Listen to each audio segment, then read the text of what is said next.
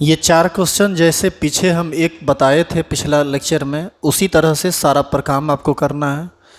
बस पहचान लेना है ऑक्सीडेशन हो रहा है, रिडक्शन हो रहा है, क्या हो रहा है और रिएक्शन क्या है, ये भी साथ साथ देखो। यहाँ पर हम ये दूसरा नंबर का सॉल्यूशन बना रहे हैं। आपको यदि उतारने का इरादा हो तो आप साथ साथ उतारेंगे, क्योंकि हम थोड़ा तेज काम करेंगे। Cu सॉलिड है जो कन्वर्ट कर रहा है Cu प्लस प्लस में। इसका मतलब है ये 2 इलेक्ट्रॉन निकाला होगा। इसका मतलब यहाँ ये हुआ कि ये ऑक्सीडेशन चल रहा है, तो हम इसके ऑक्सीडेशन पोटेंशियल पर काम करेंगे।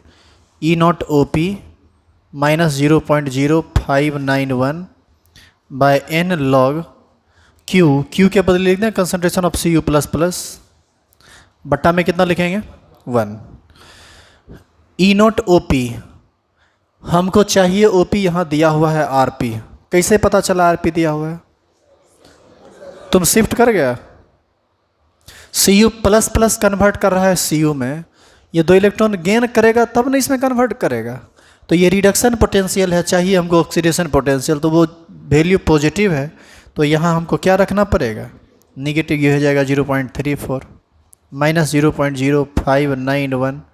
एन का मान 2 इलेक्ट्रॉन निकल रहा है, log concentration of Cu plus plus question में दे रखा है 0.2 बटा 1 करेंगे तो उतना ही रह जाएगा। इसको जब आप सॉल्व करेंगे तो वही वैल्यू आएगा जो आंसर दिया हुआ है। अब आप इसको सॉल्व करना यदि नहीं जानते हैं तब ये आपकी समस्या है, आप इसको दूर कीजिए। तो ये था दूसरा क्वेश्चन का सॉल्यूशन।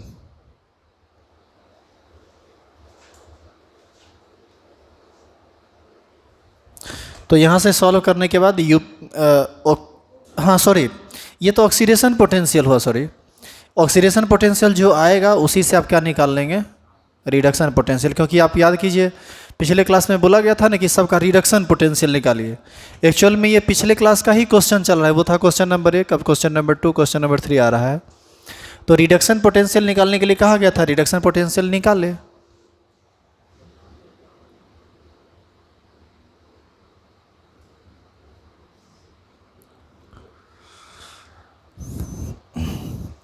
अब होगा क्वेश्चन नंबर 3। जिनको उतारना है साथ साथ उतारिएगा, हम आपका वेट नहीं करेंगे उतारने का।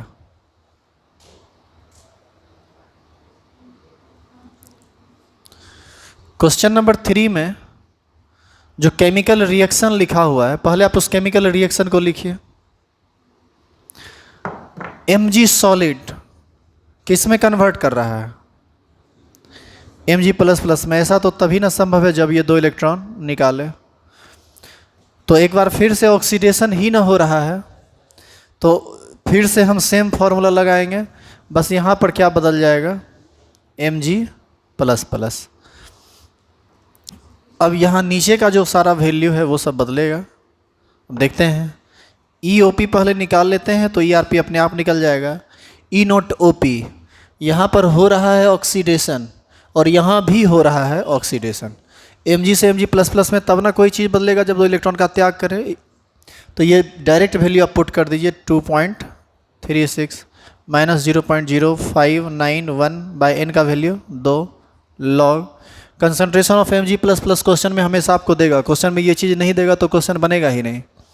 तो ये हो जाएगा 10⁻⁻⁴। अब आपका काम है कि आप इसको सॉल्व कीजिए और सॉल्व करने के बाद क्वेश्चन के आंसर तक पहुँचिए, वो आपको आ जाएगा। यहाँ नहीं होता है तो घर पर कीजिए। ये क्वेश्चन नंबर 4 और क्वेश्चन नंबर 5, इसमें थोड़ा सा आप घूम जाइएगा। हालांकि ढंग से सारी बातों पर ध्यान दिए होंगे तो घूमने जैसा कुछ इसमें है नहीं, लेकिन यदि ऐसा नहीं की है तो आपको परेशानी हो सकती है। तो हम आगे बढ़ रहे हैं। Question number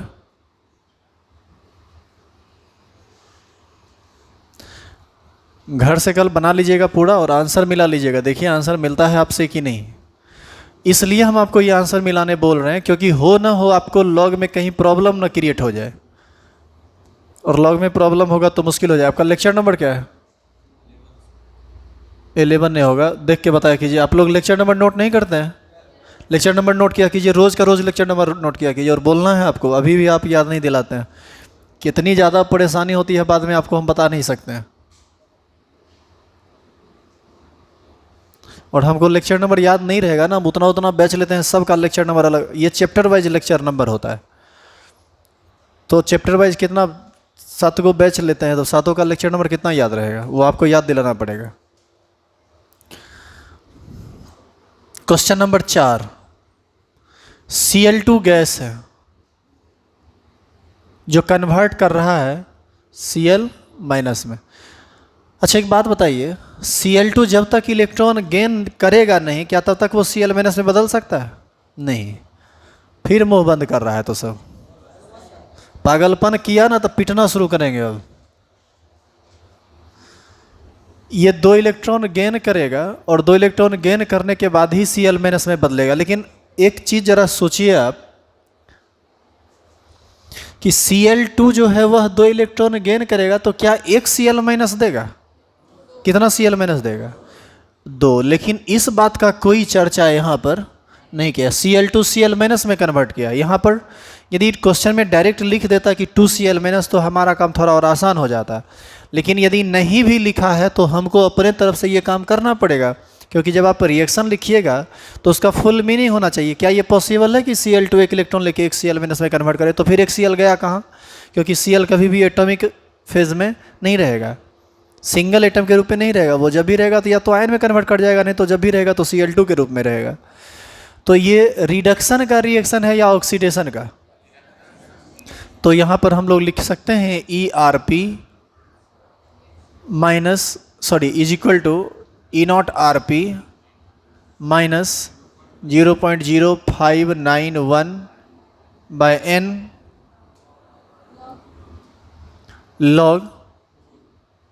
log Q। ERP तो ठीक है, ये तो निकालना ही है। E0RP ये रिडक्शन का ही वैल्यू दिया हुआ है। Cl2 इलेक्ट्रॉन लेगा तब Cl माइनस में बदलेगा, और इलेक्ट्रॉन का लेना रिडक्शन है, और ये रिडक्शन का पोटेंशियल स्टैंडर्ड रिडक्शन पोटेंशियल कहलाएगा। ये वैल्यू हो जाएगा 1.36 माइनस 0.0591 बाय N, कितना? 2 इलेक्ट्रॉन का ट्रांसफ़र होगा, log Q में हम लोग आयन का कंसंट्रेशन लिखते हैं, तो ये हो जाएगा Cl माइनस का पावर 2, और बट्टा में यहाँ गैस है तो इसका प्रेशर देना चाहिए था, प्रेशर दिया नहीं है। और वैसे दिया क्या नहीं है, कल ही आप लिख चुके हैं एट RTP, तो प्रेशर 1 atm, तो उसको तो आप कंसीडर करना पड़ेगा आपको ज़बरदस्ती। तो ये कितना बट्टा कितना हो जाएगा? 1। अब आप देखिए Cl माइनस का कंसंट्रेशन क्या रखा है? 2 × 10⁻⁵। तो आप यहाँ पर रख देंगे 2 × 10⁻⁵, और उसका स्क्वायर क्या, ये तो कट ही जाएगा, नहीं कट जाएगा। तो यहाँ से अगला जो हमारा स्टेप होगा इस क्वेश्चन का, बस एक स्टेप और हम आगे बढ़ जाते हैं, हम क्वेश्चन मिटा चुके हैं। ERP is equal to 1.36 minus 0.0591 into log Cl minus का जो कंसंट्रेशन था वो शायद 2 × 10⁻⁴ दिया हुआ था क्या? अभी 5, तो इसका क्या, अच्छा स्क्वायर तो कट ही गया, तो हो गया, बस बन गया। तो log इतना का वैल्यू, अब देखो log इतना को तुमको तोड़ना पड़ेगा, ये हो जाएगा log 2 प्लस log 10⁻⁵। अब बाकी जो गुना भाग है ये आपका काम है, ये आप कर लीजिए, कर सकते हैं तो कीजिए, नहीं कीजिएगा तो छोड़िए। जब आपसे गुना भाग भी नहीं होगा तो केमिस्ट्री पढ़ने का तो आप अधिकार ही खो देते हैं, और सब काम करके लाना है।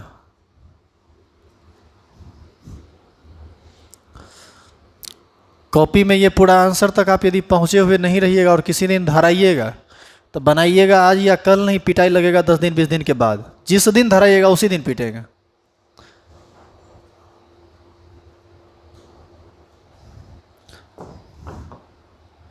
जिस दिन कॉपी चेक हो गया या किसी बहाने धरा गया तो हम सब, और हमको ध्यान रहता है कि कहाँ हम होमवर्क दिए थे, कहाँ छोड़े हैं। पूरा केमिस्ट्री का हमको एक एक जो है ना पॉइंट हमको दिमाग में रहता है कि कहाँ किस बैच में क्या हुआ है नहीं हुआ है। हाँ, लेक्चर नंबर नहीं याद रहता है, लेक्चर नंबर याद रखना बहुत मुश्किल काम है। तो वो भी याद रहता है, कन्फर्म होने के लिए ऐसा करता है। अभी बोला था ना कि लेक्चर नंबर 11 है, बोले थे ना कि 11 नहीं है, 11 कल ही हुआ था। तो थोड़ा कन्फर्म हो लेते हैं, चूँकि वो गड़बड़ाए नहीं सीक्वेंस, नहीं तो फिर ऑनलाइन वालों को दिक्कत हो जाएगा। लेक्चर नंबर 11 ही 2 बार 3 बार चला जाएगा, तो परेशानी हो जाती है। चलो इसको मिटा रहे हैं। देखो ये जो अभी लिखा हुआ था ना यहाँ पर वैल्यू, ये इस क्वेश्चन का आंसर था। अभी यहाँ कुछ लिखा हुआ था ना -0.74 शायद था।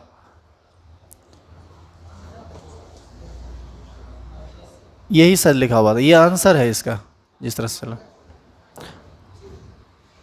हाँ, तो हम इसको मिटा देते हैं। आंसर जो भी था अपना निकाल लीजिएगा बाद में, हम इसको बता रहे हैं। सुनो, पहले आप इस इलेक्ट्रोड को पहचानिए, क्योंकि आप इस इलेक्ट्रोड को पहचान ही नहीं रहे हैं।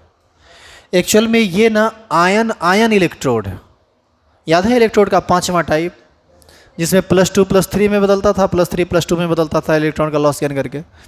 एक्चुअल में यह इलेक्ट्रोड कुछ ऐसा है। यह एक रॉड है प्लेटिनम का, और अंदर में Fe2+ भी है और Fe3+ भी है।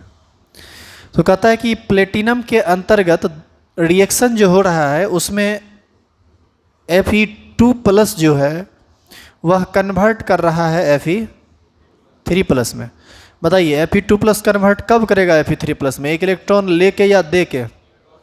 दे के। ये एक और इलेक्ट्रॉन निकाल दे तो इस पर एक और पॉजिटिव चार्ज आ जाएगा। इसका मतलब यह जो प्रोसेस है यह ऑक्सीडेशन का है। और आयन इलेक्ट्रोड के केस में ये Fe आयन का इलेक्ट्रोड है।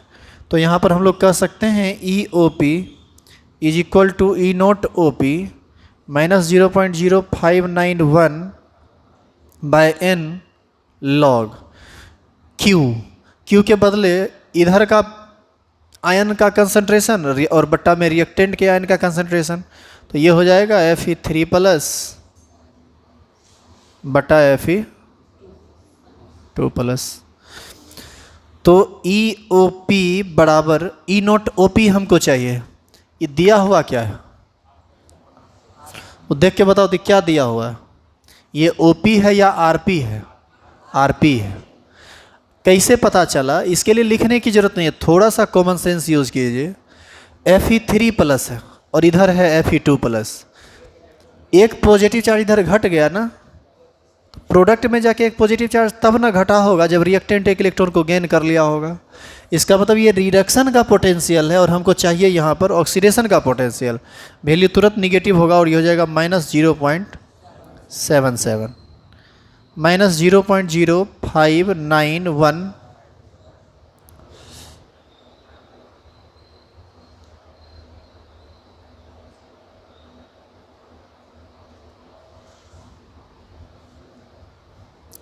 बटा में कितना 1 log Q। इसमें तो दोनों आयन का कंसंट्रेशन दिया हुआ है ना जी, 0.04 एक है और एक है 0.1। अब आप इसको सॉल्व कर लेंगे, ये भाग दीजिएगा हो जाएगा 0.004। अब सारा वैल्यू आप देख लीजिए जो भी जैसे निकलता है, यहाँ से लेकर यहाँ तक का पूरा वैल्यू निगेटिव है चूँकि बीच में गुना है।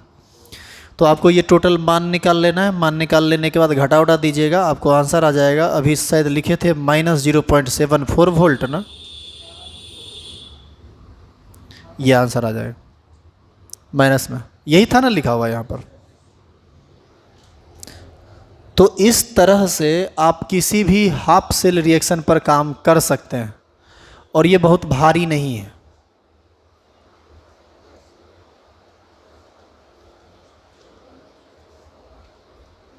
सुनो, पिछले क्लास में आपको बताया गया था कि हम लोग जो काम करते हैं या यूज में लाते हैं नस्ट इक्वेशन को, उसका 3 जगह यूज में लाते हैं, उसको 3 जगह यूज में लाते हैं, 3 जगह उसका हम काम करते हैं और तीनों जगह पोटेंशियल के मेजरमेंट के लिए ही उसका यूज किया जाता है। एक बार जब रिएक्शन ऑक्सीडेशन का हो रहा हो तो ऑक्सीडेशन पोटेंशियल मेजर करने के लिए, एक बार जब रिडक्शन हो रहा हो तो रिडक्शन पोटेंशियल मेजर करने के लिए, और एक बार जब दोनों एक साथ चल रहा हो। अभी जितना क्वेश्चन आप पढ़े हैं उसमें या तो सिर्फ ऑक्सीडेशन हुआ या सिर्फ रिडक्शन हुआ, क्या कहीं पर फुल सेल रिएक्शन हुआ है? फुल सेल रिएक्शन का मतलब होता है कंप्लीट रेडॉक्स रिएक्शन, जहाँ पर इलेक्ट्रॉन लेने का भी काम हुआ है और इलेक्ट्रॉन देने का भी काम हुआ है। ऐसा कोई रिएक्शन अभी आया नहीं है। तो इसको हम लोग एक सेपरेट टॉपिक के अंतर्गत पढ़ेंगे, use of Nernst equation for complete redox reaction, या फिर इसी को और करके हम लोग लिख सकते हैं use of Nernst equation for cell reaction. Cell reaction हम जैसे ही बोलते हैं तो वो कंप्लीट सेल को इंडिकेट करता है, और कंप्लीट सेल में तो ऑक्सीडेशन, एक तरफ ऑक्सीडेशन होगा, दूसरे तरफ रिडक्शन होगा। यदि आप यहाँ तक लिख चुके हैं तो नीचे स्टार लगाइए, हेडिंग डालिए।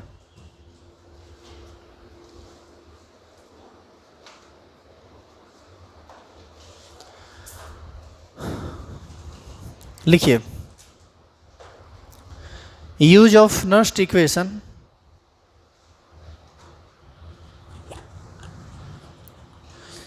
Use of Nernst equation for complete cell reaction.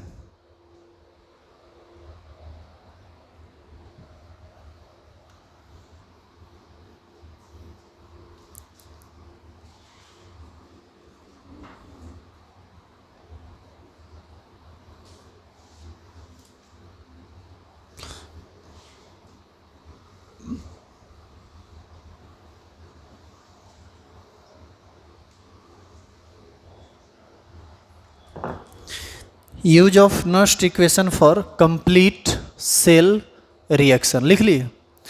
अब देखो, यदि तुम इसका यूज करना चाहते हो तो सबसे पहले तुमको एक कंप्लीट रिएक्शन देना पड़ेगा।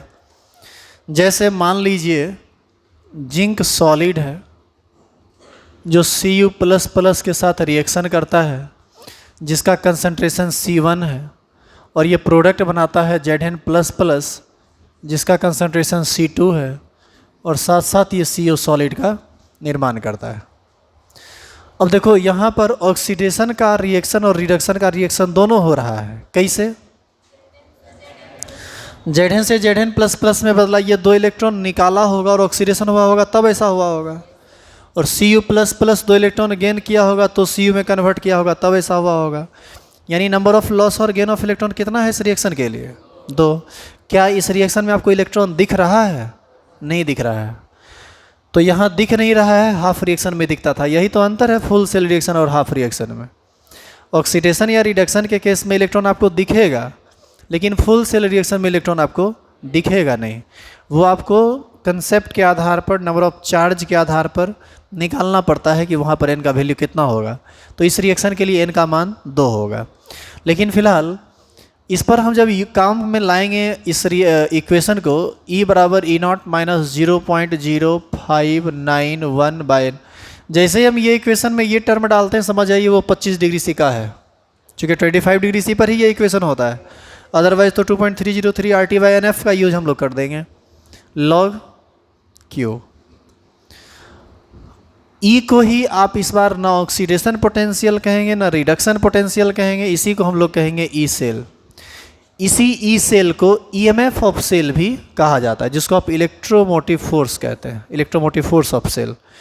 तो कहीं भी ईएमएफ ऑफ सेल का वैल्यू दिया हुआ है तो समझ जाइए आपको ई सेल ही दिया हुआ है। ये हो गया ई नोट सेल, ये हो गया स्टैंडर्ड इलेक्ट्रोमोटिव फोर्स और स्टैंडर्ड ईएमएफ ऑफ सेल। एन तो लॉस और गेन हो गया। अच्छा, इस रिएक्शन में क्यू क्या होगा? ये हो जाएगा कंसंट्रेशन ऑफ Zn++ बटे कंसंट्रेशन ऑफ Cu। तो ये हो जाएगा C2/C1। अरे क्वेश्चन में कुछ ना कुछ तो वैल्यू हमको देगा ना, बिना दिए बनेगा कैसे क्वेश्चन? तो दोनों का आयन का कंसंट्रेशन देगा, तो कंसंट्रेशन का टर्म भी आ गया। अब देखो, एक इस इक्वेशन को जब तुम यूज में लाओगे तो तुमको 2 जगह परेशानी होती। एक जगह Q का एक्सप्रेशन में, और उसका वैल्यू कैसे दिया जाएगा, ये आसान था, ये आप समझ गए। अब आप n में कोई दिक्कत नहीं होगा, क्योंकि n जो है वह टोटल नंबर ऑफ लॉस और गेन ऑफ इलेक्ट्रॉन है, जो कि बेहद आसान चीज़ है, कोई भारी चीज़ नहीं है। यहाँ पर n का वैल्यू कितना होगा? 2 होगा। ई सेल हमको निकालने के लिए देगा क्वेश्चन, आपको थोड़ा सा परेशान करेगा ई नॉट सेल। अब आप कहेंगे सर ये परेशान कैसे करेगा, ये तो एक्सपेरिमेंटल वैल्यू होता है, ये तो देगा ही। देखिए ये बात सही है कि ई नॉट सेल एक एक्सपेरिमेंटल वैल्यू है और ये आपको देगा, लेकिन इस वैल्यू को ना दो तरह से क्वेश्चन देता है। एक तो डायरेक्ट दे देगा कि भाई ई नॉट सेल का मान इतना है, ई नॉट सेल का वैल्यू 0 मान लीजिए 1.11 वोल्ट, तब तो कोई समस्या ही नहीं है, कोई तमाशा वहाँ पर फिर नहीं होगा, डायरेक्ट वैल्यू रखेंगे क्वेश्चन सॉल्व हो जाएगा। लेकिन कभी कभी क्या करता है, इस वैल्यू को ना इनडायरेक्ट वे में देता है। इनडायरेक्ट वे में कैसे देता है इसका बात समझिए और सुनिए। ये तो तय है ना कि इस दो में से कोई एक एनोड का काम कर रहा होगा और दूसरा कैथोड का। बताइए तो यहाँ पर कौन एनोड है और कौन कैथोड? बोलिए। जिंक एनोड है, काहे कि जिंक का ऑक्सीडेशन हो रहा है। देख रहे हैं जिंक से इलेक्ट्रॉन निकल कर Zn++ में बदला है ना, यहाँ Zn++ में बदला हुआ, और यहाँ पर ये जिंक अकेला है। तो ये जब दो इलेक्ट्रॉन निकाला होगा तब ने इसमें कन्वर्ट किया होगा, और Cu++, ये Cu++ उसी दो इलेक्ट्रॉन को गेन किया होगा तब ना Cu सॉलिड में कन्वर्ट किया होगा। क्या ये बात समझ में आ रही है? तो जिंक इलेक्ट्रॉन निकाला और कॉपर इलेक्ट्रॉन लिया, इसका मतलब जिंक का हुआ ऑक्सीडेशन और कॉपर का हुआ रिडक्शन। और चूंकि चर्चा दो चीज़ों का है, जिंक का और कॉपर का, निश्चित रूप से इस कंप्लीट सेल का एक इलेक्ट्रोड जिंक इलेक्ट्रोड है और दूसरा इलेक्ट्रोड कॉपर इलेक्ट्रोड है। अब आप ये बताइए कि यहाँ पर एनोड का काम कौन कर रहा है? जिंक, जिसका ऑक्सीडेशन होता है वही एनोड होता है। कैथोड का काम कौन कर रहा है? कॉपर। तो अब आपको क्या करेगा, ब्रैकेट में यहाँ पर साइड में कहीं लिख देगा तुमको कि E0 Zn++, ये वैल्यू है 0.76 वोल्ट, और वहीं पर कहीं बगल में लिख देगा E0 Cu सॉलिड। यहाँ भी जिंक यहाँ जिंक सॉलिड भी लिख सकता है या डायरेक्ट जिंक भी लिखा रहेगा, समझ लेना सॉलिड है। Cu++, ये लिख देगा -0.34 वोल्ट, ऐसा लिख देगा। अब ये दो वैल्यू आपको लिख देगा और इसी दो वैल्यू की मदद से आपको E0 सेल का मान निकालना पड़ेगा। देखिए ये मान निकालना भी बेहद आसान है। आप जानते हैं ना कि E0 सेल बराबर होता है standard oxidation potential of anode plus standard reduction potential of cathode. ये बताया गया है कि नहीं? अभी तुरंत आप बोले कि एनोड है जिंक, इसका मतलब इस एनोड के जगह पर यदि हम जिंक ले लें तो कोई दिक्कत है? और कैथोड कौन है? कॉपर। अब यहाँ से तुमको पता चल गया कि हमको यदि E0 सेल यदि चाहिए ना इस रिएक्शन में, तो कॉपर का SRP चाहिए और जिंक का SOP चाहिए। अब जो वैल्यू दिया हुआ है उसमें देखो ये ऑक्सीडेशन हो रहा है, और E0 का मतलब स्टैंडर्ड पोटेंशियल होता है, और ये एक हाफ सेल है, ध्यान देना। Zn से Zn++ में बदलने का केवल एक प्रोसेस यहाँ हो रहा है, ये एक हाफ सेल है और ऑक्सीडेशन पोटेंशियल है। ये हमको जिंक का ऑक्सीडेशन पोटेंशियल चाहिए, दिया हुआ भी है ऑक्सीडेशन पोटेंशियल, ये हो जाएगा 0.76 volt plus SRP of cathode. क्या ये SRP ऑफ कैथोड है? कैसे? Cu बदल रहा है Cu++ में, इसका मतलब वो इलेक्ट्रॉन का त्याग किया होगा, वो निकाला होगा इलेक्ट्रॉन। ये तो ऑक्सीडेशन का प्रोसेस हो गया, लेकिन ऑक्सीडेशन का प्रोसेस हो गया तब तो ये एक एनोड हो गया ना, लेकिन हमको इसको एज ए कैथोड ट्रीट करना है। कैथोड ट्रीट करना है तो हमको साइन को क्या करना पड़ेगा? चेंज करना पड़ेगा। वो वैल्यू निगेटिव है तो वो पॉजिटिव हो जाएगा और वो हो जाएगा +0.34। अब हम जब दोनों को जोड़ेंगे तो ये वैल्यू आपको आ जाएगा 110 आ जाएगा क्या?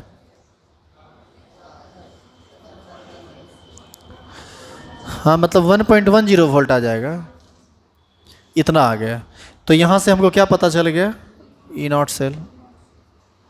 तो जब इनडायरेक्ट वे में देगा तो क्वेश्चन ऐसे देगा E0 सेल, और नहीं तो डायरेक्ट देगा, या फिर बहुत करेगा तो E सेल दे के E0 सेल पूछ सकता है। तो बस यही सब खेल वेल अब इसमें होगा, और इतने बातें होगा न्यूमेरिकल में इसमें। लेकिन ये इतना ना आपको उलझाएगा ना बार बार, चूँकि इसमें प्लस माइनस का साइन जो होता है ये बड़ा उल्टा पुल्टा होता है। हल्का सा मिस्टेक आपकी, 1 - को आप 1+ बना दीजिएगा, आंसर सीधे बिगड़ जाएगा पूरा का पूरा। तनी मनी का अंतर नहीं आता है, सीधा पूरा का पूरा खराब कर देगा वैल्यू। तो इसीलिए इस बात का पूरा ध्यान रखना कि हमको कहाँ पर क्या चाहिए, हम क्या ले रहे हैं, मतलब थोड़ा केयरफुल हो गए। इस चैप्टर में जब आप न्यूमेरिकल बनाएंगे तो धरफरा के नहीं, एकदम नॉर्मल वे में और दिमाग को शांत करके तो बनेगा, ठीक है। हालांकि इस पर अभी हम कोई प्रैक्टिस आपको नहीं करा रहे हैं। एक्चुअल में ये सारा क्वेश्चन अब जब आगे आएंगे हम, एक्चुअल में देखो ये जो टॉपिक तुमको हम पढ़ा दिए ना, ये टॉपिक यहाँ का नहीं था। इस टॉपिक को हम लोग पढ़ते हैं आगे, एक टॉपिक पढ़ना होता है सेल नोटेशन। अब जैसे तुम इस रिएक्शन को देख के तुमको ये अंदाज़ा आ गया कि हम उस इलेक्ट्रोकेमिकल सेल की बात कर रहे थे जो दूसरे क्लास में, या हाँ दूसरे क्लास में जिसको फिगर में दिखाया गया था। तो आखिर उसको, उस उतना बड़ा फिगर को हम सिर्फ एक रिएक्शन लिख के दिखा दिए, क्या हमने फिगर दिखाया? नहीं, एक्चुअल में फिगर दिखाना होता है। आपको रिएक्शन नहीं देगा, आपको फिगर दे देगा, लेकिन फिगर भी नहीं देगा, एक नोटेशन दे देता है, एक तरीका दे देता है, जिससे हम तुरंत इमेजिन कर लेते हैं कि ये इलेक्ट्रोड रहा होगा, मतलब इस तरह का इलेक्ट्रोड रहा होगा, एक एनोड कैथोड इस तरह का रहा होगा, दोनों को जोड़े होंगे तो इस तरह का एक इलेक्ट्रोकेमिकल सेल बना होगा। उसका एक आइडिया आपको मिल जाएगा, वो ऐसा चीज़ है। इसी को हम लोग सेल नोटेशन में पढ़ते हैं, और जब सेल नोटेशन पढ़ लेंगे ना तब आपको इस पर क्वेश्चन मिलेगा। क्योंकि आप अभी बुक में जाके देखिएगा, फुल सेल रिएक्शन का एक भी ऐसा क्वेश्चन नहीं मिलेगा जिसमें कुछ इस तरह से क्वेश्चन को लिखा गया होगा। हम आपको सिर्फ ये बताएंगे, देखो पहले हाफ रिएक्शन पर काम किए, फिर पहले ऑक्सीडेशन पोटेंशियल हाफ पर काम किए, फिर रिडक्शन पोटेंशियल हाफ पर काम किए। यदि हमको फुल सेल पर काम करना हो तो कैसे करेंगे, लेकिन इसी को क्वेश्चन में कैसे देता है, इसका भाषा अलग है। अभी आप ये सीख लिए, क्वेश्चन में जाइए बनाने, आपसे बनेगा ही नहीं, आपको क्वेश्चन का लैंग्वेज ही नहीं समझ में आएगा। वो कंप्लीट रिएक्शन का बात करेगा लेकिन आपको कुछ बुझाएगा ही नहीं। तो पहले अब वो समझना जरूरी है कि इलेक्ट्रोकेमिकल सेल जहाँ पर ये फुल रिएक्शन होता है, क्वेश्चन उसको भाषा में कैसे लिखता है, उसको कैसे नोटिफाई करता है, हमको कैसे समझाता है कि हम इस इलेक्ट्रोकेमिकल सेल की बात कर रहे हैं। तो वो नोटेशन होता है, उसको हम लोग नेक्स्ट क्लास में समझेंगे, आज नहीं। आज आप यहाँ तक उतार लीजिए, नेक्स्ट क्लास में बाकी बातें होंगी।